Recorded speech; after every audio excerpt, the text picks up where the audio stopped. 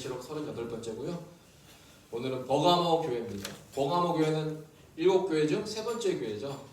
에베소, 서머나, 버가모, 그다음 두아디라, 사데, 빌라델피아, 라오디게아 이렇게 7교회가 있습니다. 오늘 12절부터 17절까지인데요. 우리 교독하도록 하겠습니다. 버가모 교회 사자에게 편지하라. 좌우의 낯선 검을 가지신 이가 이르시되 내가 어디에 사는 집을 내가 아노니 거기는 사탄의 군대가 있느니라. 내가 내 이름을 굳게 잡아서 내 중성을 지향히 만들어가 너희 가운데 곧 사탄이 사는 곳에서 죽임을 당할 때에도 나를 믿는 이름을 저버리지 아니하였도다. 그러나 내게 두어 가지 책망할 것이 있나니 거기 내게 발람의 교훈을 지키는 자들이 있도다. 발람이 발락을 가르쳐 이스라엘 자손 앞에 걸림돌을 놓아 우상의 제물을 먹게 하였고 또 행음하게 하였느니라. 이와 같이 내게도 이로라 나의 교훈을 지키는 자들이 있도다. 그러므로 회개하라. 그리하지 아니하면 내가 내게 속히 가서 내 입의 검으로 그들과 싸우리라. 믿는 자는 성령이 그에게 하시는 말씀을 들을지어다. 이는 그에게는 내가 감추었던 만나를 주고 또 힘도를 줄 터인데 그 돌 위에 새 이름을 기록한 것이 있나니 받는 자 밖에는 그 이름을 알 사람이 없느니라. 아멘. 오늘 버가모 교회입니다. 오늘 그 버가모 교회 사자에게 편지하라 라고 하면서 시작된 이 버가모 교회 이야기인데요.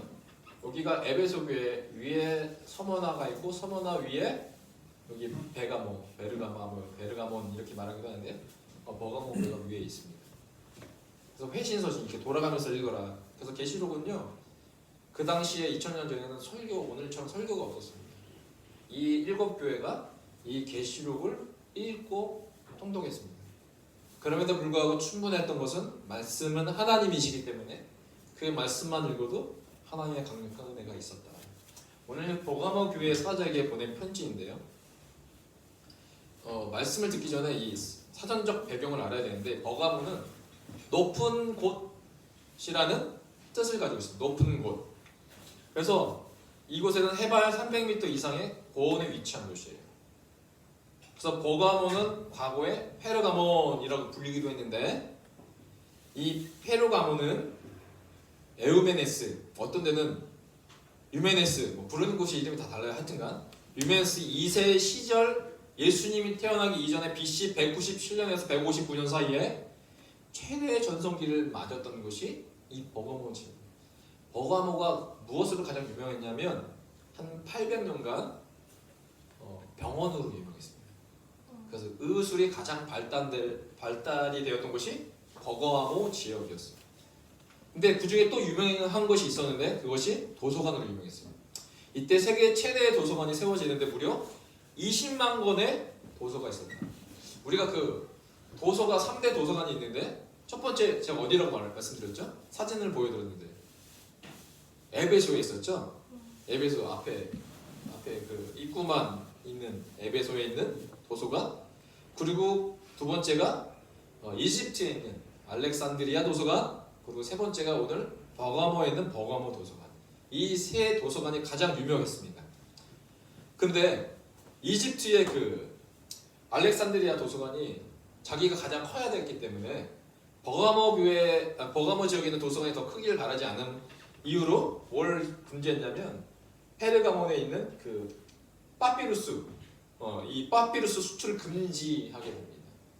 그러니까 파피루스 수입을 못하니까 책을 못 만드니까 그때부터 만든 게 뭐냐면 양피지, 페르가몬 이 양피지를 써서 책을 만들게 되었어요. 근데 그 역사적으로 주전 1세기경 알렉산드리아 도서관에 무슨 일이 일어났냐면 도서관이 뭐가 일어난 줄 아세요? 가장 안 좋은 화재가 일어났어요.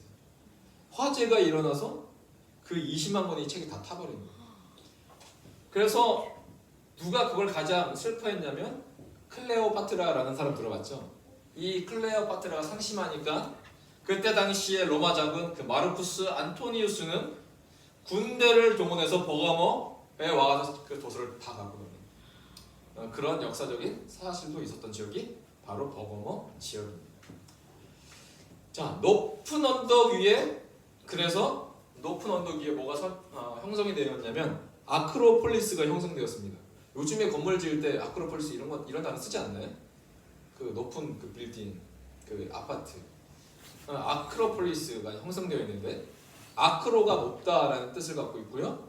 폴리스는 도시라는 뜻을 갖고 있어요. 그래서 오늘 그 버가모를 딱 가면 오늘날의 모습인데, 이 극장이 여기 있고요. 언덕 위에 이런 신전들이 쫙 이렇게 있습니다.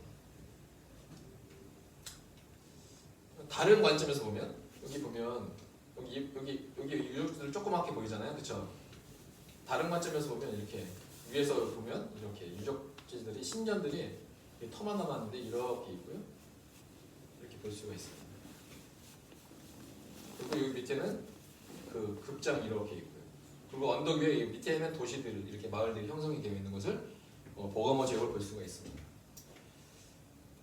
이걸 3D로 이제 재현을 해봤는데, 여기 아까 이 원형극장 위에 이렇게 신전들이 이렇게 있을 것이다 라고 이렇게 나와 있습니다.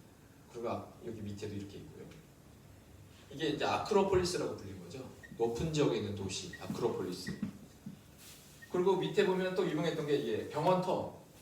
이 병원터가 이렇게 나와 있는데, 세계 최초로 상당 여기서 나온 거예요. 2000년 전에 벌써부터 여기서 이런 여러 가지 의술이 발전이 됐던 곳이 바로 버가모 지역이었고요. 그런데 오늘 그 계시록의 버가모 교회에게 편지하면서 주님이 이렇게 말씀하시는 거예요. 13절에 이렇게 말씀하세요. 내가 어디에 사는지를 내가 아노니 거기는 어떤 곳이래요? 사탄의 권자가 있는 데로. 에베소 소문에 이렇게 말하지 않았어요. 근데 오늘 버가모 교회에 오면서 지금 내가 사는 지역은 사탄의 권자가 있는 데라 라고 말씀하고 있어요. 그런데 내가 내 이름을 굳게 잡아서 충성된 증인 안디바가 있는데, 너희 가운데 곧 사탄이 사는 곳에서 죽임을 당할 때에도 나를 믿는 믿음을 저버리지 아니하였도다 라고 2절은, 이 13절은 칭찬하고 있습니다. 이런 사탄의 권자가 있는 이 버가모 지역에서 믿음을 지킨 안디바, 그가 믿음을 저버리지 아니하고 죽기까지 내 증인으로 살았다, 저버리지 아니하였도다 기억하고 있습니다. 그 인물.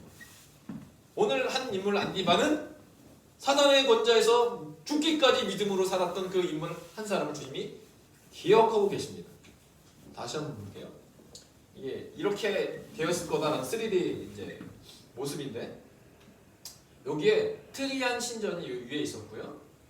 그리고 여러분 많이 들어봤던 아테나, 똑같은 거니까 아테나 신전이 바로 옆에 있었고요.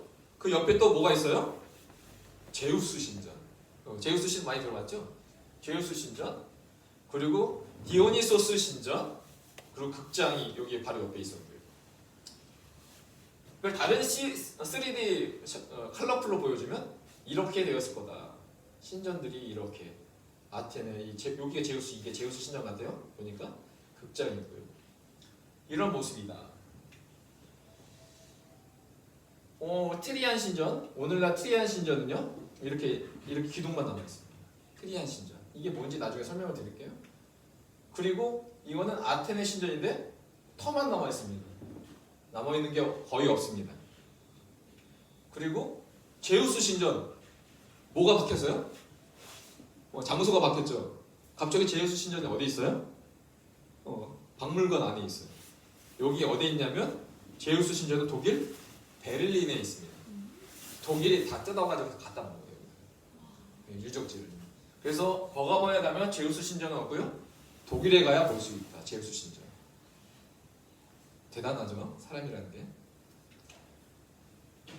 근데 재밌는 사실은요, 이 버가모의 그 특징이 한 가지가 있는데, 특징이 이 그림으로 제 설명을 드릴 수가 있어요. 지금 이 사람의 중심으로 몇 개의 길이 있습니까? 6개. 이 6개 찾는 걸 정말 힘들었어요. 화살표가 3개, 4개, 5개 있는지 6개 찾기가 힘들었는데, 찾고 찾아서 6개를 찾았는데, 사람이 어느 길로 가야 될지 모르는 거잖아요. 각각의 길이 있는 거예요. 인생의 길. 근데 인생의 길에 있어서 선택하기 전에 뭘 할 수 있느냐? 버가모 지역은 딱 좋은 지역이에요. 왜냐면 우리가 어느 지역에 가면 푸드코트가 있잖아요. 푸드코트에 뭐가 있어요? 각각의 식당들이 쫙 있어서 내가 뭐 할 수 있어요? 취사 선택할 수 있어요. 내가 원하는 건 선택할 수 있어요. 그와 같이 푸드코트 같이 이 버가몬을 내가 선택할 수 있는 그런 지역이었어요. 뭐가 있었냐면 첫 번째, 제우스 신전이 있어서 이 제우스 신, 올림포스의 12신 중에 으뜸이자 신들 중에 신, 왕은 아니겠습니까? 근데 이 제우스는 뭐를 갖고 있냐면 말대로 번개 들고 있는 뭐 사진 봤잖아요. 그래서 천둥, 번개, 하늘의 신이라고 불려졌어요. 그래서 사람들이 언제 제우스 신을 찾아가냐면 적들이 공격하면 위화감을 느끼잖아요. 그럼 그때 어디로 간다? 사람들이요? 제우스 신에게 가는 거예요. 제우스 신에게 찾아가서 비는 거죠. 제사를 드리는 거죠. 그러면 이 제우스 신이 적들에게 번개를 보내서 이기는 능력의 신이라고 불렀어요. 그러니까 내가 원하는 문제가 한 가지가 싹 생긴다. 그 지점에 맞는 신전이 있었다는 거예요. 그럼 그 신전을 찾아가는 겁니다. 이기기 위해서 제우스 신을 찾아갔어요. 그리고 제가 디오니소스 신전을 보여드렸는데 이 디오니소스 신전은요, 내가 만약에 쾌락을 즐기고 싶다면 어디로 가면 돼요? 디오니소스 신전에 가면 돼요. 거기는 디오니소스 신전에 가면 뭘 할 수 있냐면 음행하는 곳이 많이 있었어요. 그래서 디오니소스 신전에 가서 행음하는 일들, 음행하는 일들을 행할 수 있었습니다. 뿐만 아니라 뭐도 있었냐면 우리가 너무나 아는 아테나 신전이 있었어요. 아테나 신전은 왜 가는 줄 아세요? 아테나 신전? 이 신은 지혜의 신이거든요. 그러니까 어떻게 해야 할지 모르겠다. 내가 이걸 해야 될지 말해야 될지 모르겠다. 라고 할 때 결정을 위해 아테나 신전에 가서 제사를 드리면 됐어요. 근데 이것만 있는 게 아니었어요. 데메테르 신전이 있었어요. 데메테르 신전은 이 데메테르 신은 이렇게 생겼어요. 여인은 지금 뭘 붙잡고 있어요? 곡식을, 그러니까 풍요의 신이었어요. 그러니까 내가 농업을 하고 있는데 비를 내리고 해를 위해서 이 갈 수 있는 신전은 데메테르 신전이었어요. 풍요와 결혼의 신. 그리고 아스클레피오스, 발음하기도 힘들죠. 아스클레피오스 신은요 이렇게 생겼어요. 이때도 근육질이었나봐요. 그런데 뭐가 있어요? 지팡이가 있고 지팡이에 뭐가 있어요? 뱀이 있죠. 저거 보면서 누구랑 닮았죠? 모세랑 닮았잖아요. 근데 모세는 아니에요. 이 신은 어떤 신이냐면 의술의 신, 치료의 신이었어요. 그 당시에 최고의 병원이 있었는데 거기에는 의술의 신 아스클레피오스가 있는데 왜 뱀이 있는지 아세요? 이 신전을 중심으로 병원이 있었고요. 사진에 뱀 모양이 있는데 그 오늘날 WHO의 마크를 보시면 여기 뭐가 있어요? 막대기에 뱀 있죠? 이거 따온 거예요. 이 신은. 우리는 기독교인들 가끔 착각해요. 저 지팡이의 뱀은 누구다? 모세의 뱀이다 라고 착각하시는 분이 있는데 아니에요. 아스클레피오스의 신을 갖고 온 거예요. 그럼 왜 뱀이냐? 왜 이 뱀이냐? 이 뱀은요 고대로부터 허물을 벗잖아요. 허물을 벗고 또 태어나고 또 허물을 벗으면서 컸잖아요.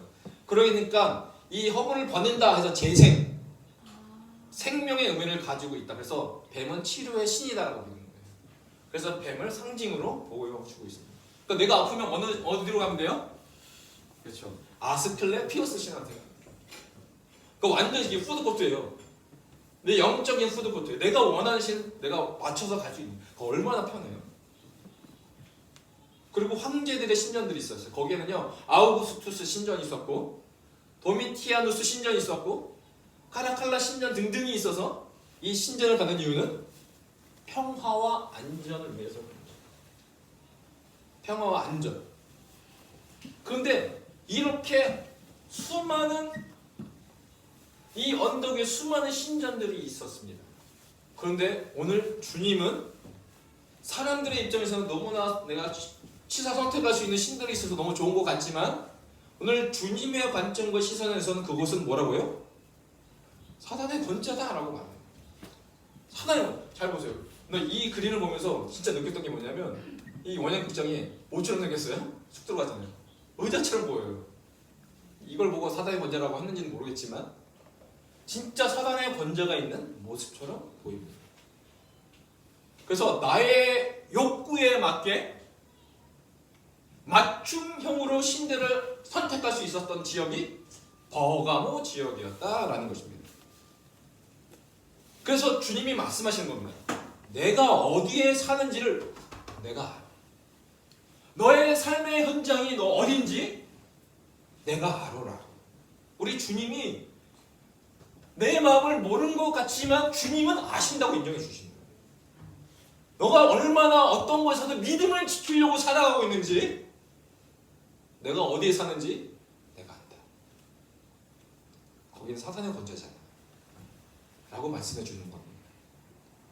근데 내가 내 이름을 굳게 잡아서 내 충성된 증인 안디바, 그 구체적인 믿음으로 살아갔던 그 사단의 권자가 있는 그곳에서 믿음을 지켰던 안디바 이름을 콕 집어서 기억해 주십니다. 그를 내 충성된 증인이라고 말하죠. 이 증인이라고 말할 때 이 증인은 법정 용어예요. 법정에서 증인. 근데 안디바가 사는 데는 사탄의 권자, 세상의 법정, 그 세상의 법정에서 믿음의 삶을 선택하였고 그리고 죽임을 당한 그 안디바, 이 모습을 보면서요 저는 한 사람이 떠올랐어요. 어떤 성경 인물이 떠올랐냐면 안디바는 모세의 길을 걸었던 믿음의 사람이었다라는 생각이 들었어요. 왜냐하면 제가 왜 모세를 기억했냐면 히브리서의 그 믿음장이 11장이잖아요. 그러면 그 11장은 믿음장에 대해서 그리고 믿음의 인물들에 대해서 딱 설명하고 있는데 모세를 어떻게 기록하고 있냐면 11장에 자 믿음으로 모세는 장성하였다. 철저하게 모세는 어떤 사람이었냐? 믿음의 사람이었다는 거예요. 그러니까 믿음으로 장성했다. 충성된 증인 안디바는 어떤 사람이었어요? 믿음을 저버리지 않은 믿음의 사람이었다. 둘 다 믿음의 사람이었습니다.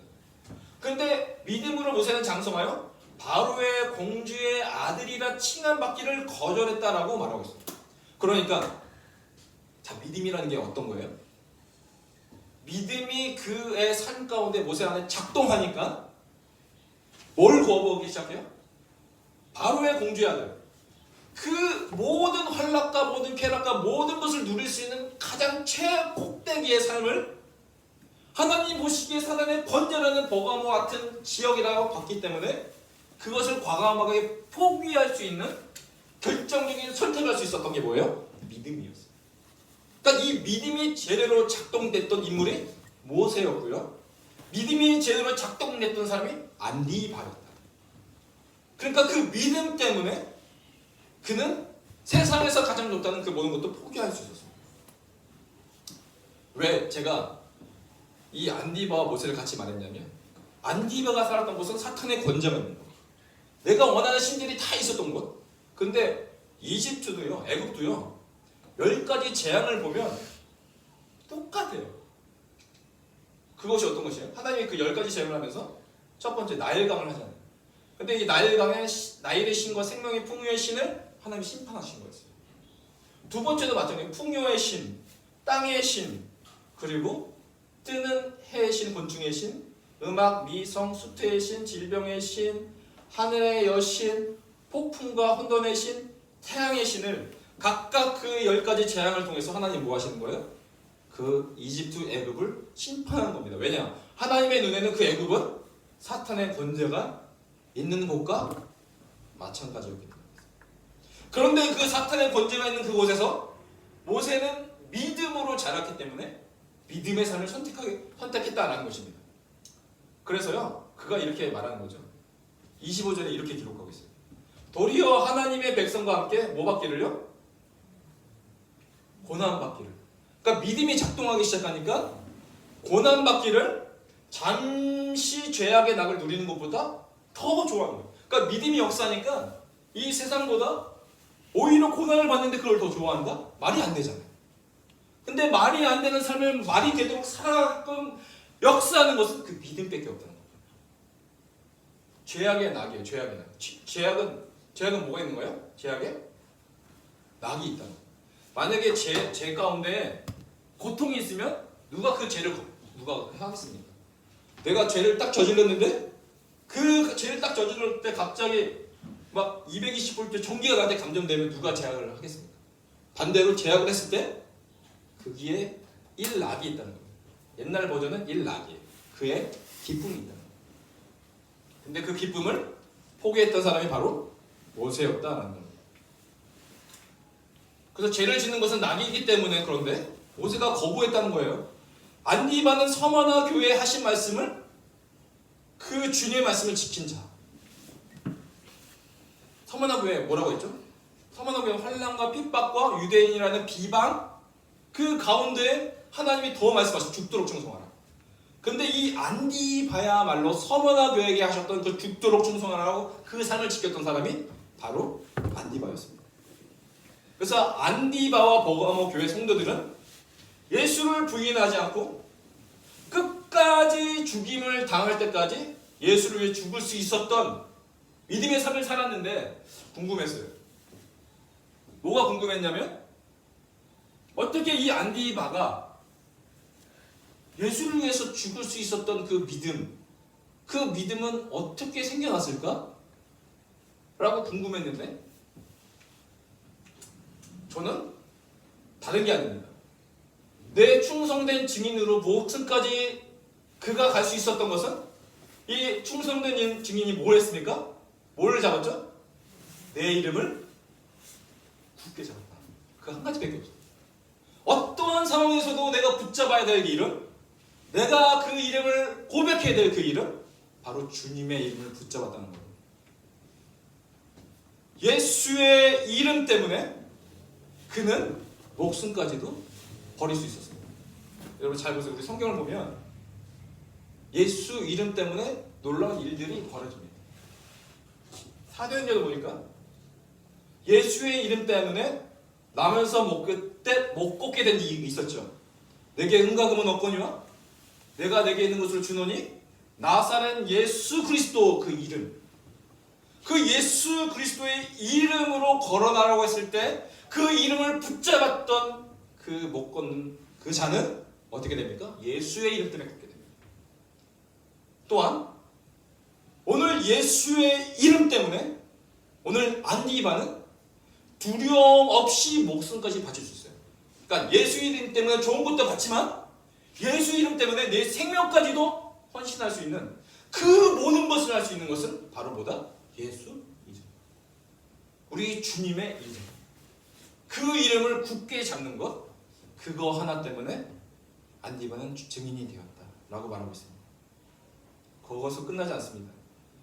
그는 그 이름을 붙잡아왔기 때문에 결국은 뭐를 저버리지 않았습니까?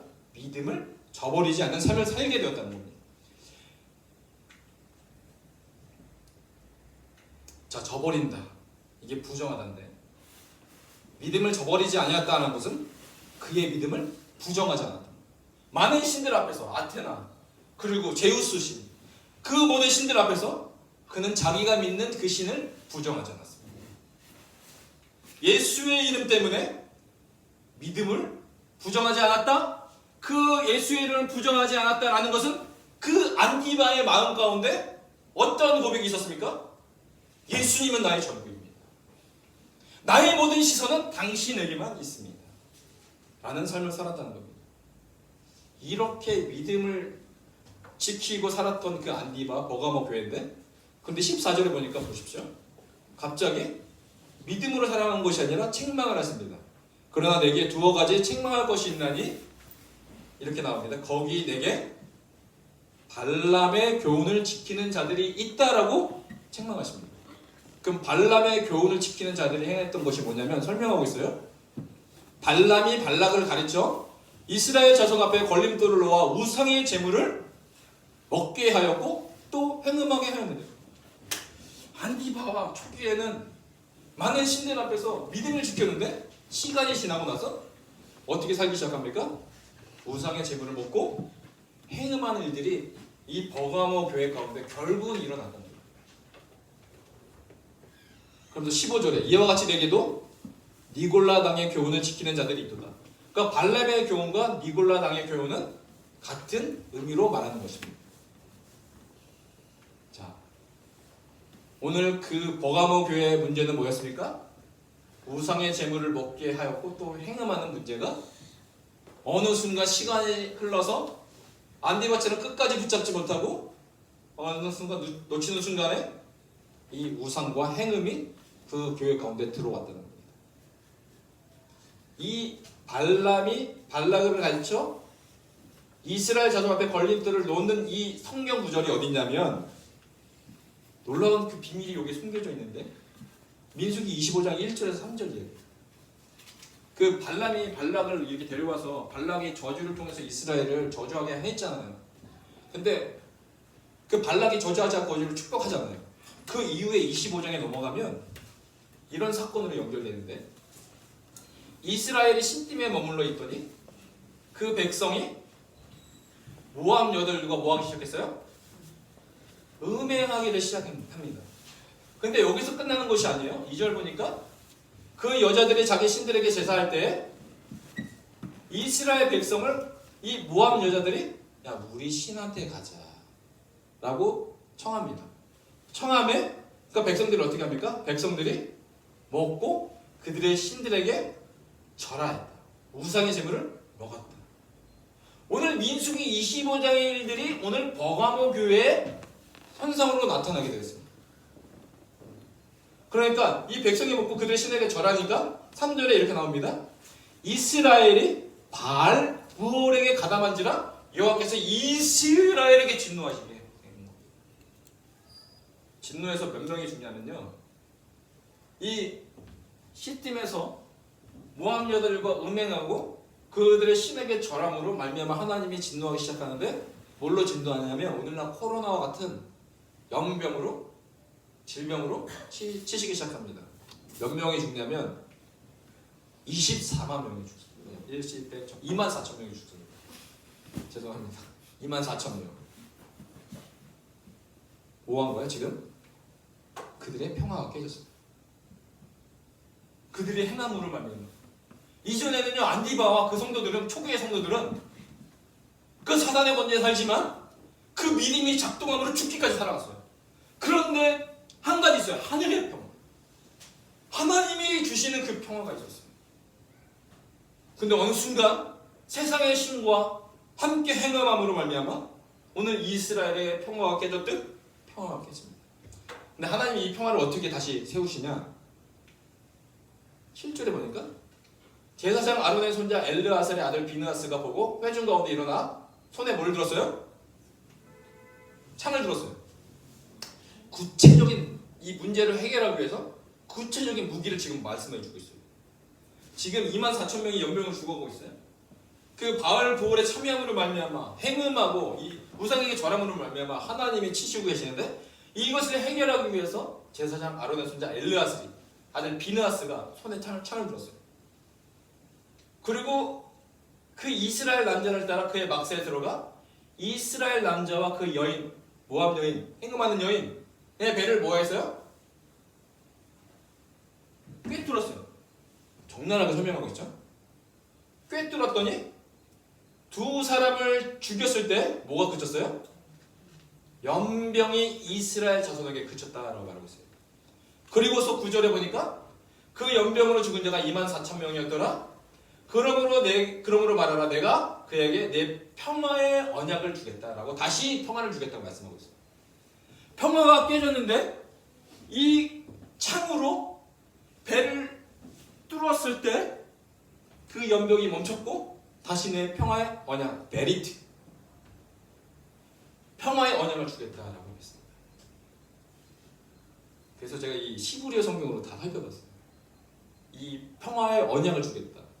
제 시브리어 성경책 인터넷에 보면 이렇게 안 적혀 있어요. 근데 실사 이렇게 성경책에 보면 이렇게 나와 있는데 평화 이게 어떻게 읽죠? 이게 샬롬이에요. 샬롬. 히브리어로 샬롬. 쉰, 라메드, 바브, mem네 글자로 되어 있어요. 그런데 잘 보세요. 이 평화가 이 민수기 25장의 그 12절에 있는 이 평화라는 단어가 이렇게 적혀 있는데 쉰, 세 번째 글자가 어떻게 되어 있어요?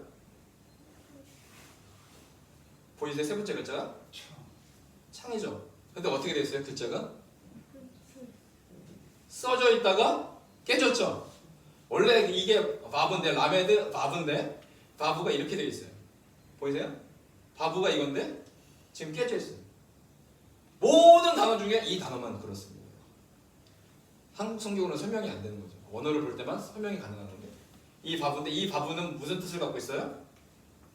바로 못, 창이라는 의미를 가지고 있는 단어. 그러니까 평화가 깨졌을 때 해결 방법이 뭐였어요? 창이었어요. 히브리어 단어 바브였어요. 이 바브로 음행으로 평화가 깨었습니다. 이 바브로 깨뜨렸을 때 하나님이 평화를 다시 주시는 장면이 바로 민수기 25장의 원어를 통해서 본 하나님의 그 평화의 회복이었습니다. 그래서 다시 한번 평화를 주시는 것이죠. 오늘 이들 가운데 우상의 제물을 먹게 하고 행음하는 문제로 그 문제 때문에 고민이 빠졌던 교회가 버가모 교회였습니다. 그래서 이 버가모 교회가 회복되기 위하여 해결책을 주시는데 그 해결책은 뭔지 아십니까? 회개하는 거예요. 회개. 내가 주님만을 바라보지 않고 세상을 의지했던 것 회개하라. 그리하지 아니하면 주님이 말씀하십니다. 내가 내게 가서 내 입의 검으로 그들과 싸우리라. 주님이 내 입의 검으로 세상 사람들과 싸우는 것이 아니라 행음하는 너 버가모 교인들과 싸우겠다라고 말씀하고 있어요. 왜 입의 검으로 싸우냐? 바로 우리 버가모 교회 주님을 자신을 어떻게 설명했느냐? 이렇게 시작하죠. 버가모 교회 사자에게 편지하라. 좌우에 날선 검을 가진 이가 있습니다. 우리 주님이 버가모 교회 자신을 이렇게 드러냈어요. 좌우에 날선 검을 가지시니이다.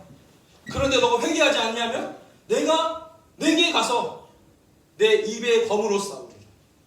검. 이 검은 말씀이겠죠. 근데 검으로 표현됐습니다. 마치 창으로 꿰뚫어서 평화를 회복되듯 하나님 입의 검으로 이렇게 표현하고 있습니다. 그렇기 때문에 우리는 해야 될 게 뭐예요? 오늘날 회개하라. 내가 아는데 너의 삶 가운데 믿음을 지키기 위해 얼마나 노력하는지 안다. 그런데 넘어질 수도 있지. 그렇기 때문에 뭐 하라고 말씀하시는 겁니까? 회개하라. 귀 있는 자들은 성령의 교회들에게 하시는 말씀을 들을지어다. 오늘 주님이 말씀하십니다. 나의 음성을 듣라. 너의 회복의 길은 회개하는 길, 다시 한번 주께 돌아오는 그 회개의 길밖에 없다. 그러면서 이기는 그에게는 내가 감추었던 만나를 주고 다시 예수 앞에 돌아온 자 영원한 만나 생명의 말씀을 주고 또 흰 돌을 줄 터인데 그 돌 위에 뭐가 있습니까? 잘 보세요. 그 돌 위에 뭘 기록한다고요? 새 이름을 기록한 것이 있다. 오늘 끝까지 내가 예수 그리스도의 이름을 붙잡고 믿음으로 그 이름을 저버리지 아니하며 믿음으로 지키며 그 나라 가는 자들 가운데 우리는 몰랐어요. 생명책에 우리의 이름을 기록하신다고만 알고 있었는데 변하지 않는 그 돌 위에 우리의 뭘 주신다고요? 새 이름. 여러분에게는 무엇이 있어야 됩니까? 새 이름을 받은 자가 그를 그 돌 위에 새 이름이 기록된 하나님 그 자가 바로 내가 되게 하여 주십시오. 새 이름을 기록한 사람, 생명책에 이름이 기록된 자, 그 새 이름이 뭔지도 우리 모르죠. 하나님 나라에 가야지 알 수 있는 이름이지만 그러나 내가 끝까지 그 믿음을 저버리지 아니하는 모세와 안디바처럼 내가 그렇게 살아가 하나님의 새 이름이 기록된 자로 살게 하옵소서. 그래서 새 이름을 얻는 자로 끝까지 예수님만 붙잡게 하여 주시고 모세와 안디바처럼 죄의 낚시를 거부하고 믿음의 삶을 선택할 수 있도록 주의 성령이여 나를 지배하여 주십시오.